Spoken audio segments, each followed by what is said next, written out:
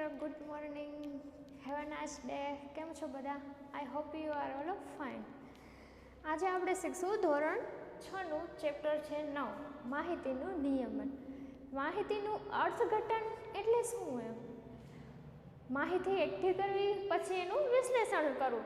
કેમ કે માનો કે એક સ્કૂલ હોય એના છે અમુક ધોરણના છે આપણે વિદ્યાર્થીનું વજન ઊંચાઈ અને એ બધું છે આપણે સેન્ટીમીટર અને કિલોગ્રામમાં લીધું હોય. પછી એનું વિશ્લેષણ કરવાનું કે ધોરણ 6ના અલગ ધોરણ 7ના અલગ એને છે માહિતીનું અર્થઘટન કરવું કહેવાય. હવે માહિતીનું નિયમન એટલે કે ચિત્ર આલેખ દ્વારા જે રજૂ કરાતું હોય એને આપણે શું કહીશું? ચિત્ર આલેખ, કે જે ચિત્રથી થતું હોય. હવે એના શું ફાયદા છે એમ આલેખના શું ફાયદા? તો કે આપણે કોઈ સ્કૂલનો સર્વે કરવાનો હોય, જેમ કે વિશાળ માહિતી હોય ટૂંકમાં, પછી કોઈ દેશની છે આવક અને નિકાસ છે એનો આપણે બતાવવાનું હોય તો પણ આલેખ દ્વારા ઇઝીલી બતાવી શકીએ. જે પણ માહિતી કે ડેટા છે એ વિશાળ એટલે કે બ્રોડ હોય એને આપણે ટૂંકું સ્વરૂપ એટલે કે જલ્દીથી યાદ રહી જાય એ રીતે કરવું હોય તો આપણે આલેખ અથવા તો ગ્રાફની મદદ લઈએ છીએ. એના બીજા શું ફાયદા છે? તો કે એક તો જલ્દીથી યાદ રહી જાય છે, આપણે વાંચી એના કરતાં આપણે ચિત્ર જોઈમાં વધારે યાદ રહે ને વધારે મજા આવે એટલે જલ્દીથી યાદ રહી જાય છે. નાના બાળકોને વૃદ્ધોને સમજવામાં એ સહેલું પડે છે. પછી વધારે માહિતી હોય એ ટૂંકી સ્વરૂપે બતાવી શકે છે, લાંબો સમય સુધી યાદ રહી શકે છે. અને બધું લખવા જાય તો ઘણા બધા પેપર્સ ને આ તે જોઈએ એના બદલે ખાલી ગ્રાફ હોય તો એક પેપર્સમાં આપણે બધી માહિતી સમાઈ શકે છે.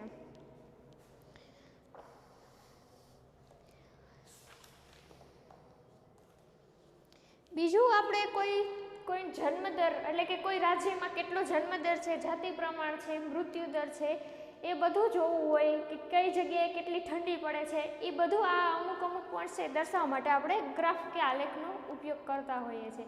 હવે એના માટે છે થોડુંક આપણે બેઝિક સમજીએ કે ગ્રાફ અને આલેખ છે એ કેવી રીતે હોય. એ ખાસ ધ્યાનથી સાંભળવાનું છે કેમ કે એમાંથી છે ખાલી જગ્યામાં એક શબ્દ તમારે રાખી અને ખાલી જગ્યા પૂરી કરવાની હોય છે. તો હું જે બોલું એમાંથી જ કંઈક આવી જશે. હવે તો આલેખ છે એક ઊભી અને એક આડી બે રેખા હોય ને એનાથી બને છે. આપણે આ આલેખને શું આપણે આ અક્ષ હોય આ રેખા છે લીટી છે એને આપણે શું કહેવાનું? અક્ષ કહેવાનું. આ જે છે એને આપણે વાય અક્ષ કહેશું, વાય. અને જે આડી છે રેખા એને આપણે એક્સ અક્ષથી ઓળખશું, એક્સ. અહીંયા કે અહીંયા તમે કઈ બી જગ્યાએ નામ આપી શકો. આડી જે લીટી છે એને એક્સ અક્ષ કહેશું અને ઊભી છે એને વાય અક્ષ કહેશું. હવે અહીંયા અને અહીંયા બે જગ્યાએ શું આવશે? અહીંયા વાય અક્ષ ઉપર શું આવશે? હંમેશા ગુણાત્મક માહિતી. અહીંયા શું લખશું? ગુણાત્મક માહિતી.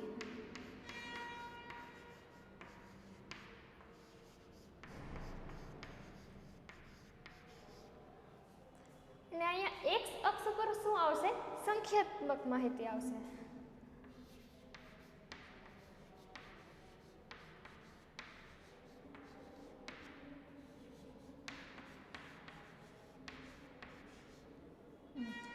હવે માનો કે કોઈ એક હાલ આપણે 6થા ધોરણના છે 5 વિદ્યાર્થી છે એની આપણે વજન છે લીધો છે. તો અહીંયા માનો કે 5 હોય તો એ 5 વિદ્યાર્થીના છે તમારે નામ લખવાના એટલે એ ગુણાત્મક માહિતી કહેવાશે એમ. હવે વજન અહીંયા સંખ્યા લખવાની કે જે કંઈક હોય ને 25, 20, 30, 45 જે કંઈ હોય એ સંખ્યા બધી અહીંયા લખવાની છે. આ વ્યક્તિનું વજન માનો કે અહીંયા 25 આવતા હોય અને અહીંયા છે આ વ્યક્તિનું વજન 25 હોય તો આપણે 25 સુધી આવી રીતે લંબ આલેખ કરીશું. અને આ છે એ હંમેશા લંબ આલેખ અથવા તો સ્તંભ આલેખ પણ આને કહેવાશે. આલેખ પેપરની અંદર તમે જોશો ધ્યાનથી તો ઘણી બધી છે આવી આમ સમાંતર ઊભી રેખા નાની નાની આછી હશે એમ. અને એ બધા વચ્ચેનું અંતર કેટલું હશે? 1 સેન્ટીમીટર. આ બે પાછું વળી અહીંથી આનું કેટલું હશે અંતર? 1 સેન્ટીમીટર. નાની નાની આડી જે ઊભી જે બધી છે રેખા એ બધા વચ્ચે 1-1 સેન્ટીમીટર હશે. અને અહીંયા છે પ્રમાણ માપ લેવાનું છે. એ આપણે જેટલી માહિતી હોય એ પ્રમાણે 5નું 10નું એ આપણી ઈચ્છા પ્રમાણે રાખી શકીએ છીએ. હવે આ જે ઊભી બધી રેખા હોય એકબીજાને કેવી રીતે હોય? તો કે સમાંતર હોય. સમાંતરનો મિનિંગ શું છે? સમાંતર એટલે કે સમ અંતર. સમ એટલે સરખું અંતર એમ. એટલે અહીંયા પણ જેટલું અંતર છે અહીંયા પણ એટલું જ હોય, અહીંયા પણ એટલું જ હોય ને અહીંયા જ એટલું હોય. આવું ના હોય, એક સીધી છે તો એક આડી છે તો વળી અહીંયા સરખું ને અહીંયા ઓલું થાય ને, એટલે એકબીજા કેવી હશે, હંમેશા સમાંતર હશે. અને એક્સ અક્ષ અને વાય અક્ષ છે એ એકબીજાને કેવી રીતે કાટખૂણે છેદે છે. જો અહીંયા છે 90 અંશનો કાટખૂણો બને છે ને 90 અંશનો, એટલે એકબીજા અક્ષ છે એ કેવી રીતે છેદે છે તો કે એકબીજાને કાટખૂણે પરસ્પર નીકળે છે. અને અહીંયા જે હોય એ બે પોઈન્ટ ત્યાં આપણે ઓ આપી શકીએ નામ, અને એને શું કહેવાય, ઉગમ બિંદુ. એ પણ ખાલી જગ્યામાં પૂછાશે, યાદ રાખવાનું છે. એક્સ અક્ષ અને વાય અક્ષ જે શરૂઆતનો બે જગ્યાએ છે એકબીજામાંથી નીકળતી હોય એ પોઈન્ટ હોય ને એને શું કહેવાનું છે, ઉગમ બિંદુ કહેવાનું છે.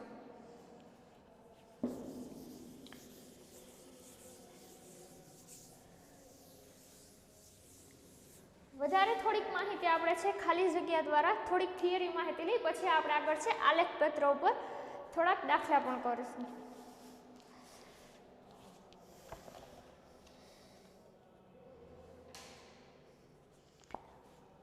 હવે પેલું છે ચિત્ર દ્વારા રજૂ કરાતા આલેખને આપણે કેવા આલેખ કહીશું, ચિત્ર આલેખ, એટલે કે ચિત્ર આલેખ.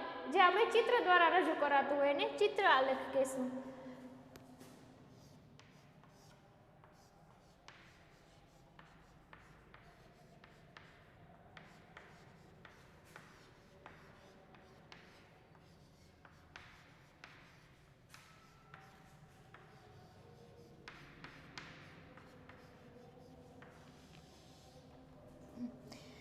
બીજું છે આલેખ પત્રમાં આડી અને ઊભી રેખાઓ પરસ્પર ખાલી જગ્યા દોરેલી હોય.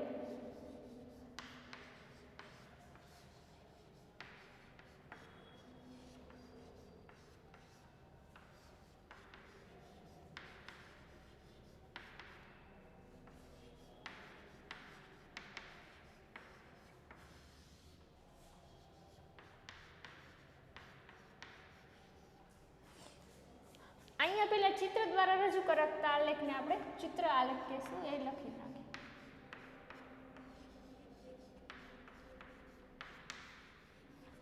હવે આડી અને ઊભી રેખાઓ પરસ્પર ખાલી જગ્યા દોરેલી. આ માનો કે આડી છે, આ ઊભી છે, કેવી હોય, કાટખૂણે હોય, તો અહીંયા લખવાનું છે કાટખૂણે.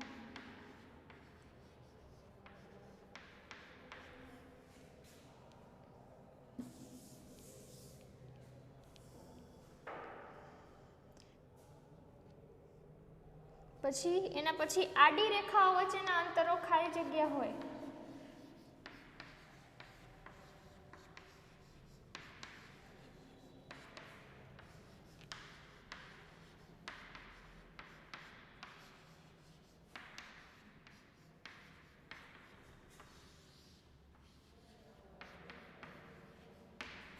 એટલે કે ખાલી આડી રેખાની જ વાત કરે છે. આ આડી રેખા છે એક, એની નીચે આમ બીજી હોય,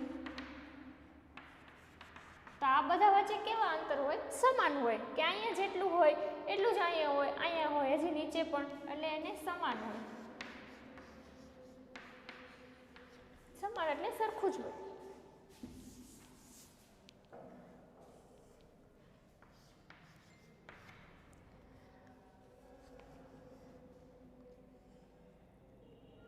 પછી આલેખમાં ઘાટા રંગની જે હોય, ઘાટા રંગની બે ક્રમિક ઊભી રેખા,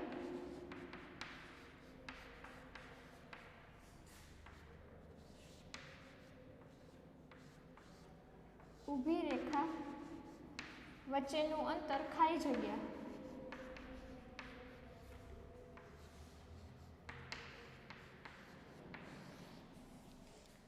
હવે ઘાટા રંગની બે ક્રમિક ઊભી રેખા કીધું, એટલે કે એક જો આમ હોય પેલી, પછી આની અંદર નાની નાની આવી ડોટેડ લાઈન અથવા તો આછી છે એવી હોય, વળી પાછું થોડુંક અંતર, પછી પાછું વળી અંતર, આવી રીતે આ બધા વચ્ચે છે કેવું અંતર હોય એમ કહે છે, કેટલા સેન્ટીમીટરનું અંતર હોય આપણને એમ કહે છે. તો શું યાદ રાખવાનું, 1 સેન્ટીમીટર. 1 સેન્ટીમીટર.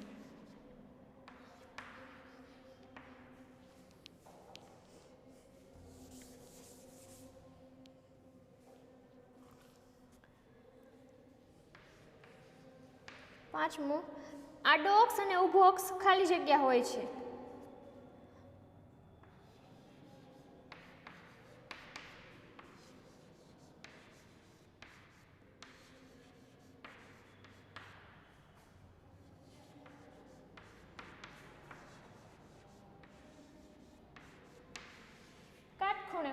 કામ હોય ને કામ હોય તો કાટખૂણ. એ આપણે જોઈ લીધું છે.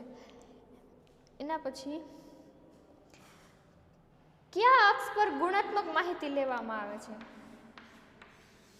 ગુણાત્મક માહિતી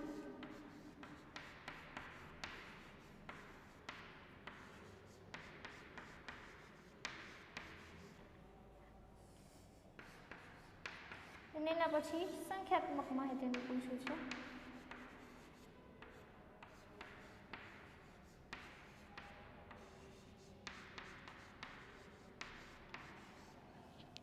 આપણે શરૂઆત કરી ત્યારે જ સમજાવ્યું હતું ગુણાત્મક માહિતી એટલે કે નીચે એક્સ અક્ષ ઉપર, તો અહીંયા લખશું આપણે એક્સ અક્ષ, અને સંખ્યાત્મક માહિતી ઊભા અક્ષ ઉપર એટલે એ વાય અક્ષ છે અને આપણે વાય અક્ષથી ઓળખશું તો એ વાય અક્ષ. હવે આટલું થિયરીમાં છે એ યાદ રાખવાનું છે.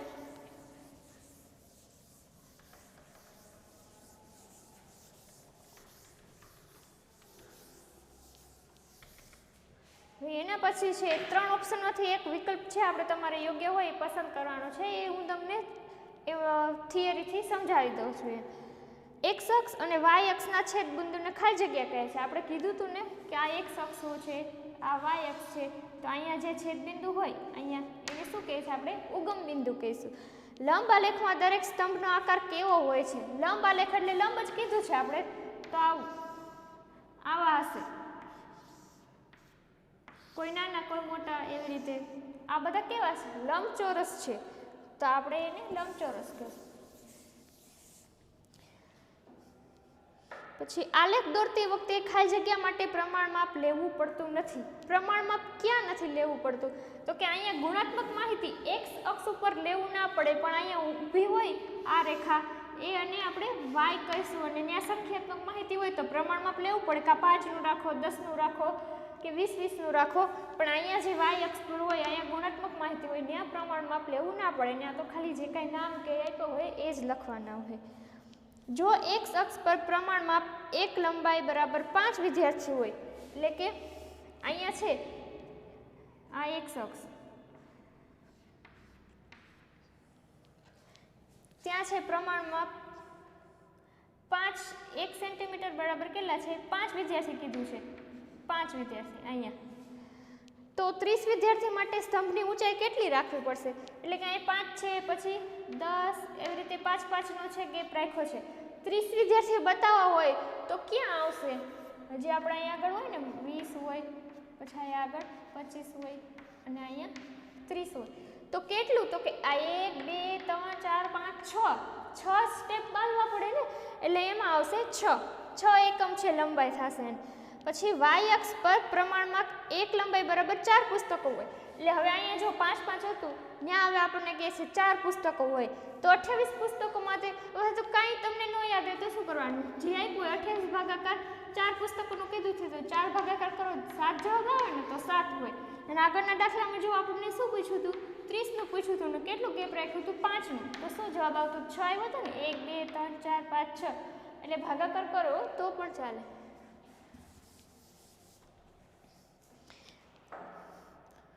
એના પછી જો વાય અક્ષ પર પ્રમાણ માપ 1 એકમ બરાબર 3 બાળકો હોય તો 12 એકમ ઊંચાઈનો સ્તંભ છે એ કેટલા બાળકો દર્શાવે?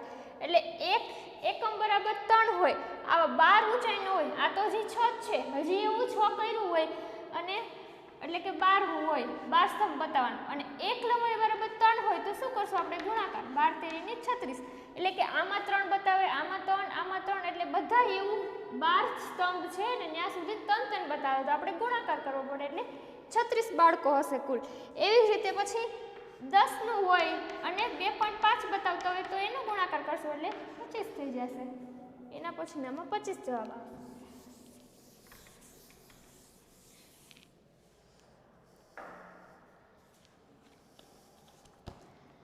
હવે આપણે છે એક ઉદાહરણથી માહિતીનું છે નિયમન છે વ્યવસ્થિત કેમ થાય એ આપણે સમજી લઈએ.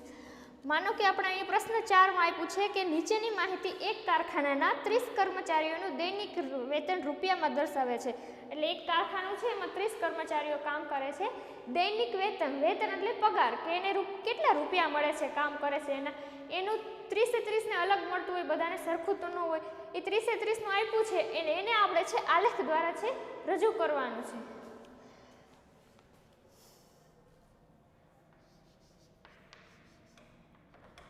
પ્રશ્ન 4.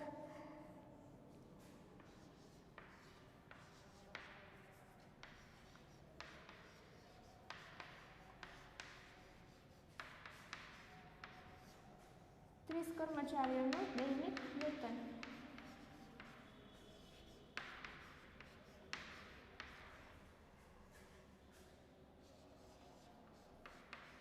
રૂપિયામાં દર્શાવો.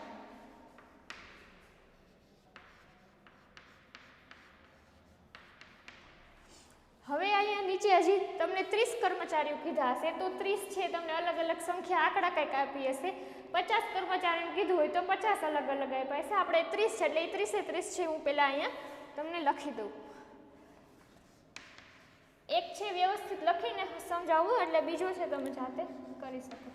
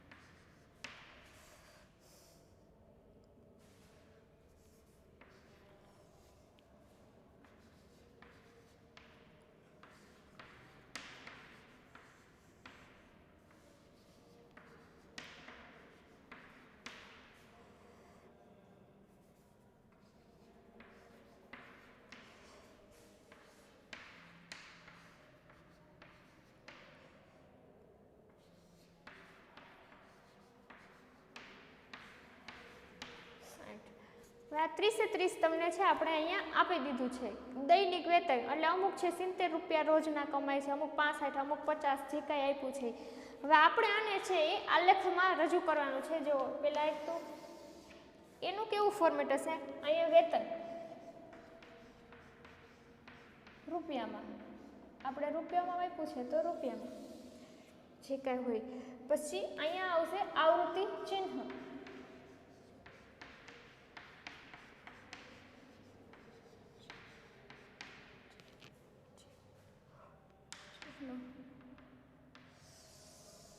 અને અહીંયા આવશે આવૃત્તિની સંખ્યા.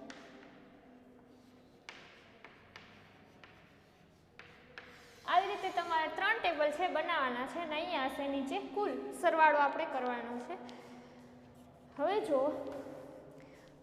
આવો આલેખ બની જાય પછી નીચે તમને અમુક પ્રશ્ન આપ્યા છે એ આમાંથી જોઈ જોઈને તમારે એ પ્રશ્નના જવાબ આપવાના છે. હવે અહીંયા આવું છે તો આપણે કઈ એકથી શરૂઆત તો ન કરીને કે અહીંયા 1 2 3 4 5 6 તો મોટા મોટું શું છે અહીંયા 70 છે, એનાથી મોટું છે નથી ના 70 છે ને તો 1 થી લઈને 70 સુધી અહીંયા પણ ના સમાય ને તો આપણે શું કરશું, કેવી રીતે લખશું, ક્યાંથી શરૂઆત કરશું? તો એના માટે પહેલાં એ જોવાનું કે આ જે કંઈ પણ સંખ્યા આપી હોય એમાંથી હંધેથી નાનામાં નાની સંખ્યા કઈ છે એ ગોતવાની છે. નાનામાં નાની સંખ્યા આપણને અહીંયા 40 છે, એનાથી નાની છે કે નથી તો નાનામાં નાની સંખ્યા લખવાની 40. લઘુત્તમ સંખ્યા, લઘુત્તમ એટલે નાનું, એ શું છે 40. હવે પછી મોટામાં મોટું 70 થી મોટું છે કંઈ નથી. મહત્તમ શું છે 70. એટલે ટૂંકમાં આપણે આ 40 અને 70 ની વચ્ચે જ છે આંકડા છે. 40 ની નીચે ક્યાંય નથી, નથી 30 કે 20 કે એવું કાંઈ, અથવા 70 ની ઉપર નથી કે 90 છે 100 છે આ છે તો વધારાનું શું કામ લખવાનું, આપણે આ બેની વચ્ચે જે હોય એવું લખવાનું. એટલે ક્યાં છે 40 છે ને તો આપણે 40 થી શરૂઆત કરવાની કે અહીંયા 40 હોય. એટલે કે માનો કે વેતન છે 40 રૂપિયા હશે એનું આવશે આપણે અહીંયા કરશું આવૃત્તિ ચિહ્ન બતાવશું. એના પછી 40 પછી તમારે આપણે આગળ 41, 42, 43 એવું લખી તો પણ મોટું થઈ જાય, કેમ કે 41 વાળા નેવાય ક્યાંય નથી, બધે 5-5ના ગેપ વાળા છે, એટલે 40 પછી 45, 50 એવી રીતે જ આપણે રાખશું. અહીંયા લખશું આપણે 50, સોરી 5-5 એટલે 45. એના પછી આપણે હશે 1 મિનિટ સજ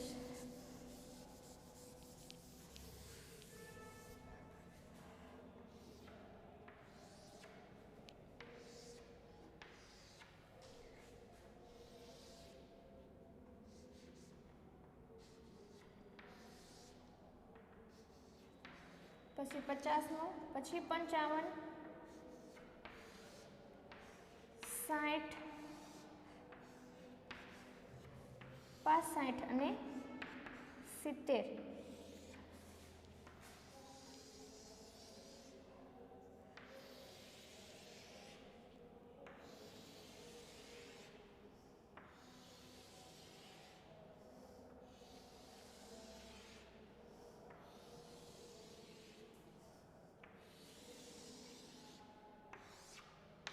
તમને લોકોને આવું ટેબલ છે ડ્રો કરીને આવ્યું છે, એટલે એ કંઈ ટેન્શન છે નહીં કે આડું થશે કે ત્રાંસી થશે, તમારે ખાલી ચિહ્ન અને આવૃત્તિની સંખ્યા જ લખવાની છે.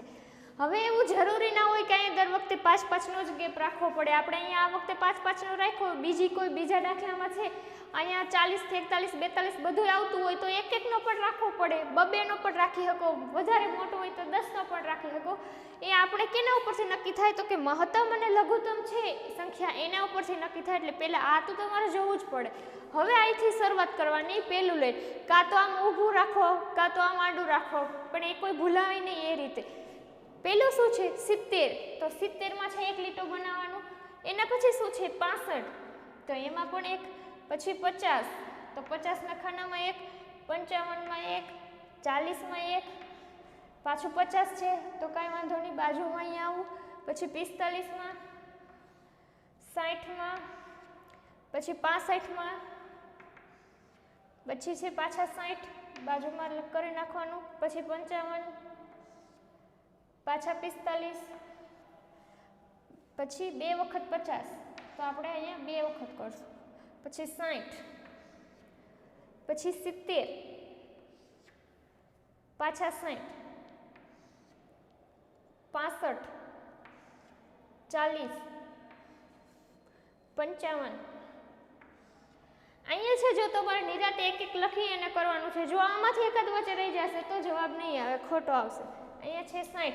હવે જો પાછું એ યાદ રાખવાનું કે આવા 4 ઊભા લીટા થઈ જાય ને એટલે 5મો લીટો આવે ને તો આપણે એને શું કરવાનું, આમ એક આડો કરી દેવાનો. 4 થઈ જાય ને પછી 5મો લીટો છે તમારે એક આવી રીતે આડો કરવાનો. 5મો અહીંયા નથી કરવાનો. 4 થઈ જાય પછી 5મો આડો જ કરવાનો. પાછો અહીંયા તમે 6ઠું આવે તો એની નવી શરૂઆત કરી શકો. વળી એમાં 4 થઈ જાય એટલે પાછો છે એક આડો લીટો કરી દેવાનો છે.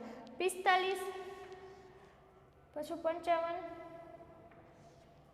50, વળી એમાં 4 થઈ ગયા તો એક છે આપણે આવી રીતે કરશું. પછી 40, 60.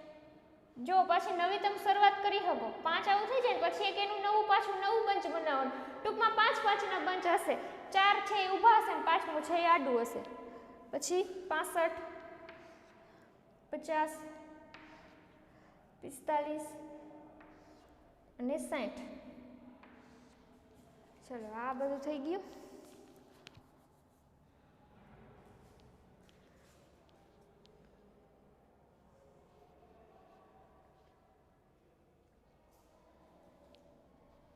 હજી કે હા બરાબર છે, થઈ ગયું.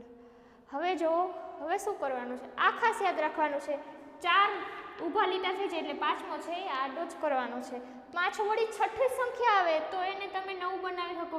હજી અહીંયા હોત 8, 9, 10 તો હજી હું અહીંયા આમ કરત ને પાછું આમ કરત. વળી 11, 12મી આવે તો 9 બનાવવાનું. એટલે આવી રીતે આમ કરી તો આપણે ગણવામાં ઈઝી રહે. જો આ તરત ખબર પડી જાય કે આ કેટલા હશે, 5 જ હશે. જ્યાં પણ આવું દેખાતું હશે ત્યાં 5, આ તરત તમે ગણી શકો 5. એની બદલે બધા આમ હોત તો આમ એક એક લીટા ગણવામાં ભૂલ થાય ને કે 5 આ બીજા 2 7, એટલે એની બદલે આવી રીતે આપણે છે કરવાનું હોય એટલે ઈઝી પડે. આમાં કેટલા છે 3, તો અહીંયા લખી નાખવાના 3, અહીંયા 4, આ 5 અને એક આ 6, અહીંયા છે 4, અહીંયા 5 છે અને 2 આ 7, અહીંયા છે આ 4 છે અને અહીંયા 2. બધાયમાં આવી રીતે લખાઈ જાય, ચિહ્ન દોરી અને જેટલા છે હોય ચિહ્ન એટલે અહીં લખવાનું. પછી બધાનું કરવાનું છે સરવાળો.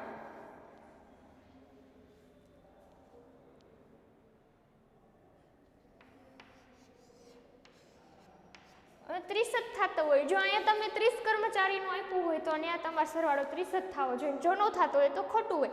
તો અહીંયા કંઈક ચિહ્ન મૂકવામાં ભૂલ હોય, ચિહ્ન મૂકવામાં ભૂલ ના હોય તો એકાદી સંખ્યા તમે અહીંથી ભૂલી ગયા હોય. એટલે યાદ રાખવાનું, અહીંયા 30 છે તો ત્યાં ફરજિયાત છે 30 જ તમને થતું હોય. હવે આ છે તમારું ટેબલ છે, એક કમ્પ્લીટ થઈ ગયું. આની નીચે છે તમને હવે થોડાક અમુક સવાલ આપ્યા છે, એનો જવાબ છે તમારે આમાંથી ગોતવાનો છે. જો એમાં પહેલું છે નીચે સવાલ, ₹60 દૈનિક પગાર કેટલા કર્મચારીઓને મળે છે? એટલે કે રોજના ₹60 કમાતા હોય એવા કેટલા કર્મચારીઓ છે? તો આપણે 60ના ટેબલમાં ડાયરેક્ટ જોઈ લેવાનું, કેટલા છે? 7. જો માનો કે આપણે એમ થાય કે આ ટેબલ શું કામ બનાવવાનું, આ સંખ્યા તો આપી દીધી છે તો એમાંથી હું કેમ ના લખી શકી જોઈને, એમાંથી સવાલનો જવાબ કેમ ન આપી શકી? પણ જો 60 રૂપિયાનું આપણે જે પૂછ્યું તો આપણે અહીં ગણવા પડે ને, આમાં ગોતવા પડે કે એક વખત 60, બીજી વખત 60, આવી ત્રીજી વખત, ચોથી વખત. વળી આ તો નાનું છે, ઘણી બધી વખત છે 50 કર્મચારીઓનું આપ્યું હોય, 100 કર્મચારીઓનું આપ્યું હોય, તો આમાં ગોતવામાં યાદ રાખવામાં આપણે ભૂલ થાય. એટલા માટે આ છે આવું હોય તો તરત આપણે કરી શકીએ. અહીંયા 7 લખેલા જ છે તો ડાયરેક્ટ આપણે જવાબ આપી શકીએ કે 7. એના પછી 70 દૈનિક પગાર કેટલા કર્મચારીઓને મળે છે? 70 છે, અહીં કેટલા? 2 જ છે તો 2. પછી કયા પગાર ધોરણમાં કર્મચારીઓની સંખ્યા સરખી છે? એટલે કે 2 કયા એવા પૈસા છે 2 કર્મચારીઓના છે કે એ સરખા કમાય છે? તો કે 45 રૂપિયા છે કમાતા હોય એવા પણ 4 કર્મચારીઓ છે અને 55 રૂપિયા કમાતા હોય એવા પણ 4 કર્મચારીઓ છે. પછી કયા પગાર ધોરણમાં કર્મચારીઓની સંખ્યા સૌથી વધારે છે? સૌથી વધારે એટલે સૌથી મોટી ગોતવાની. અહીંયા જોવાનું શું છે, અહીંયા છે ને 7. કયા પગાર ધોરણમાં? તો કે 60 રૂપિયામાં. એટલે રોજ દૈનિક વેતન 60 રૂપિયા છે, એમાં સૌથી વધારે કર્મચારીની સંખ્યા છે. જે કયા પગાર ધોરણમાં કર્મચારીની સંખ્યા સૌથી ઓછી છે? સૌથી ઓછું કેટલા કમાય છે? તો કે આ 2 જણા છે. એ કેટલા કમાય છે? 70.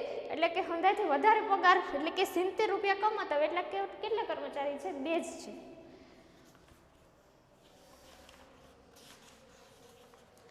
બસ આટલા જ છે ક્વેશ્ચન છે એની નીચે, એ તમે આસાનીથી કરી શકો. હજી આપણે છે એકાદું ઉદાહરણ જોઈએ.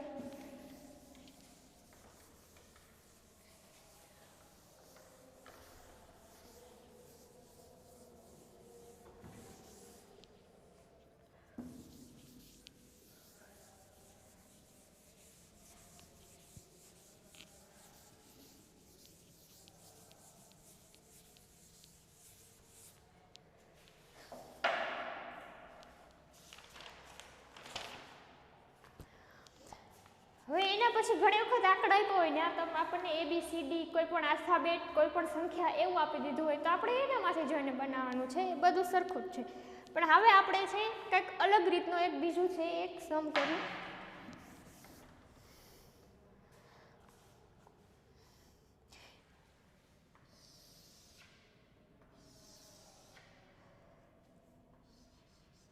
અહીંયા છે ખાના નંબર છે. એક કબાટમાં 6 ખાના છે. દરેક ખાનામાં ચોપડીઓ ગોઠવેલી છે. નીચે કોષ્ટકમાં તેની માહિતી આપી છે. ચિત્ર આલેખ પરથી પ્રશ્નના જવાબ પણ આપો. એટલે કે તમને આ છે ચિત્ર દોરીને આપ્યું છે, એના ઉપરથી આપણે છે પ્રશ્નના જવાબ લખવાના છે. ટેબલ કે એવું કંઈ કરવાનું છે નહીં. અહીંયા ખાના નંબર લખ્યા છે અને અહીંયા છે ચોપડીની સંખ્યા આપી છે.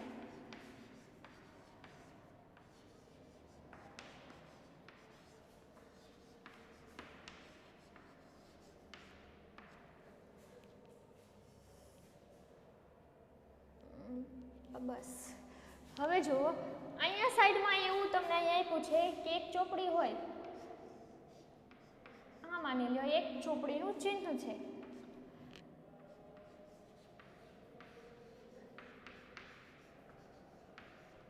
એટલે એક ચિત્ર આવું હોય ત્યાં તમારે શું સમજવાનું છે કે 10 ચોપડી છે એવું સમજવાનું. જો એ 10 એ 10 ચિત્ર અહીંયા ના દોરી શકતા હોય, લાંબુ થઈ જતું હોય, એટલે એને શું 10 ચોપડી બરાબર એક જ ચિત્ર એવું બતાવ્યું હોય, આપણે એને સમજી જવાનું. જો આવું કંઈ હશે તો અહીં ખૂણા ઉપર તમને સાઈડમાં છે ઇન્સ્ટ્રક્શન આપેલી જ હશે, એ ધ્યાન રાખવાનું. હવે ખાના નંબર 1 છે એમાં ચિહ્ન કેટલા છે?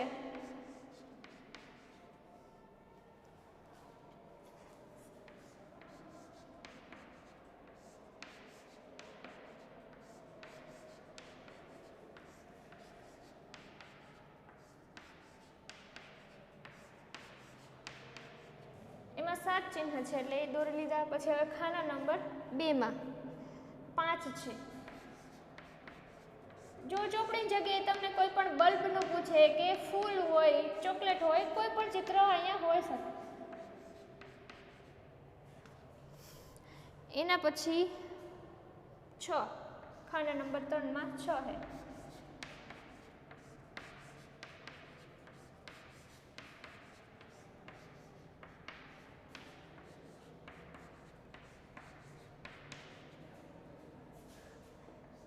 પછી ખાના નંબર 4 માં 9 છે.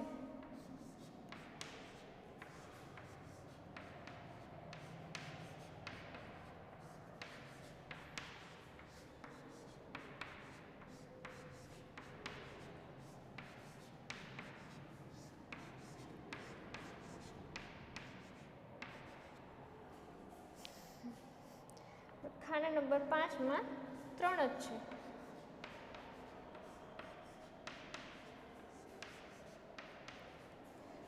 ખાના નંબર 6 માં 5.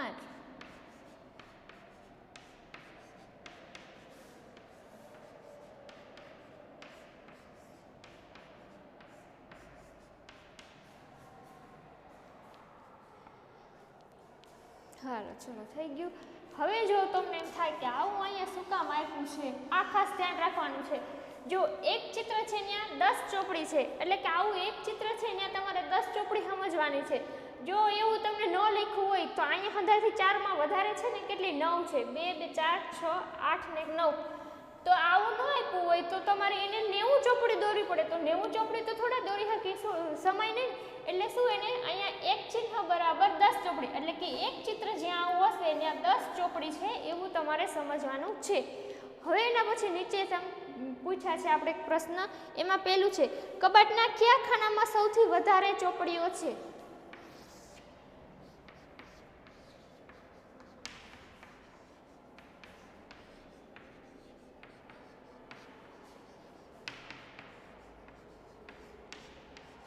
સૌથી વધારે ચોપડી કઈ જગ્યાએ છે? સૌથી વધારે ચિત્ર આપણે અહીંયા દેખાય છે તો એ કેટલા ખાના નંબર છે? 4 માં. તો આપણે અહીંયા ખાના નંબર 4.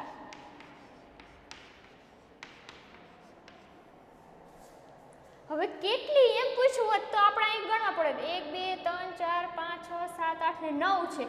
9 ચિત્ર છે અને પાછું એક ચિત્ર બરાબર 10 ચોપડી થાય એટલે 9 ગુણાકાર તમારે 10 કરવા પડે એટલે 90 ચોપડી. જો એમ પૂછવું હોત કે ખાના નંબર 4 માં કેટલી ચોપડીઓ છે તો, પણ આપણે ખાલી પૂછ્યું સૌથી વધારે કયા ખાના નંબરમાં છે એટલે આપણે ખાલી એ જ બતાવવાનું. એના પછી કબાટના કયા ખાનામાં સૌથી ઓછી ચોપડીઓ છે? બીજો ક્વેશ્ચન છે સૌથી ઓછી.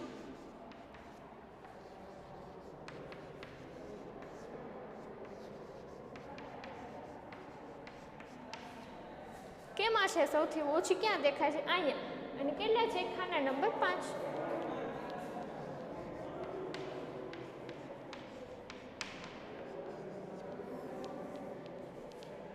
હવે એના પછી ત્રીજો ક્વેશ્ચન છે કબાટના કયા ખાનામાં ચોપડીઓની સંખ્યા સરખી છે? કઈ જગ્યાએ છે સરખી?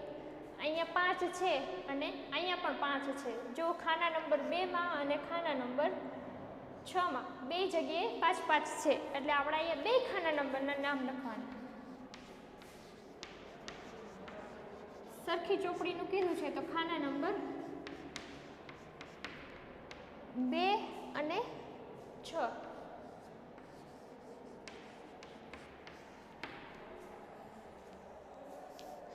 એના પછી કબાટના ખાના નંબર 3 માં કેટલી ચોપડીઓ છે? આ છે, ગણી લેવાનું. 1 2 3 4 5 6. 6 જવાબ નથી લખી નાખવાનો નહીતર ખોટો પડશે. 6 છે, એક ચિત્ર બરાબર 10 છે એટલે કે અહીંયા 10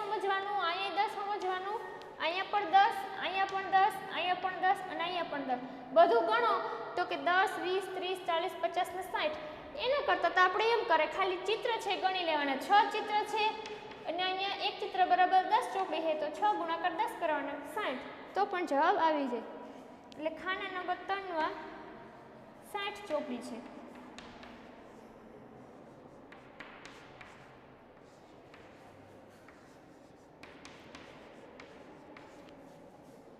કબાટમાં કુલ કેટલી ચોપડીઓ છે હવે બધુંય પૂછ્યું છે એક ખાના નંબર નથી કીધું એક કબાટ છે એમાં 6 ખાના હતા એ બધે 6 ખાનાનું પૂછ્યું છે તો આપણે શું કરવાનું આ બધી પહેલા તો છે ચિત્ર ગણી લેવાના 2 4 6 7 8 9 10 11 12 13 14 15 16 17 18 19 20 21 22 23 24 28 29 30 31 32 33 34 ને 35 છે ટોટલ એવા ચિત્ર છે ચોપડીના એક ચિત્ર બરાબર 10 હોય તો કેટલી થાય 350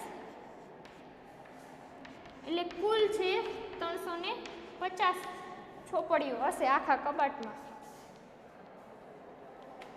જો આવી રીતે છે આલેખમાં છે આ ચિત્ર હોય તો આપણે ઇઝીલી કરી શકીએ અહીંયા 10 આપ્યું હોય ઘણીવાર 5 હોય ઘણીવાર 2 હોય જે આપ્યું હોય પણ અહીંયાથી આપણે આસાનીથી ચિત્ર જોઈને જવાબ આપી શકીએ એની જગ્યાએ આપણે વર્ણનાત્મક માહિતી હોય જો લાંબુ બધું લખેલું હોય તો એ વાંચવામાં ટાઈમ લાગે અને કંટાળું પણ આવે એવું થાય એટલા માટે છે ચિત્ર આલેખ છે આપણે વધારે ઉપયોગી રહેશે અને એ છે લાંબા ટાઈમ સુધી યાદ રહી શકે છે બસ આજના વિડીયોમાં છે આટલું જ છે હવે પછીથી આગળ કરીશું નેક્સ્ટ વિડીયોમાં ત્યાં સુધી બધાને bye and thank you all